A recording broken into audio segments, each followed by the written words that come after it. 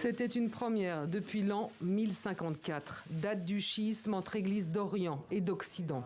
Un tête-à-tête entre deux des hommes les plus puissants de la planète, le pape François, chef de l'église catholique, et le patriarche Kirill, chef de l'église orthodoxe russe, la plus importante au monde.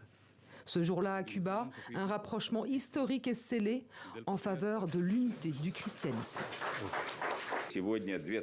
Les deux églises vont coopérer ensemble pour défendre les chrétiens du monde entier, pour qu'il n'y ait pas de guerre, pour que la vie humaine soit respectée partout.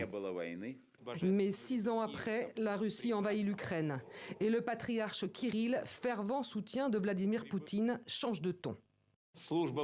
Servir dans les forces armées est un véritable exploit. Nous devons combattre les forces extérieures du mal. Un discours belliqueux qui pousse des fidèles Ukrainiens à prendre leur distance.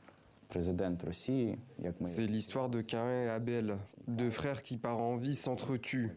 Le président russe est le Caïn d'aujourd'hui, celui qui par jalousie, intérêt et orgueil s'oppose à son frère ukrainien. Une tragédie que le pape François ne cesse de condamner sans jamais nommer le maître du Kremlin. En ce jeudi saint, des milliers de fidèles ont assisté au chemin de croix et le port de la Sainte Croix est confié à 2 femmes, l'une russe et l'autre ukrainienne. Un geste de réconciliation qui a suscité la colère de plusieurs responsables ukrainiens. Ils reprochent au Vatican de renvoyer dos à dos agresseurs et agressés. Lors de la messe pascale, le pape a tenu à les rassurer.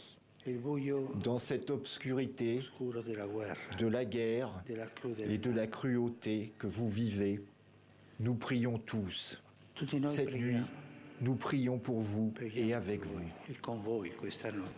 S'il s'interroge encore sur un possible déplacement à Kiev, le pape François a confirmé travailler à une nouvelle rencontre avec le patriarche Kirill. L'entretien pourrait cette fois se tenir au Proche-Orient.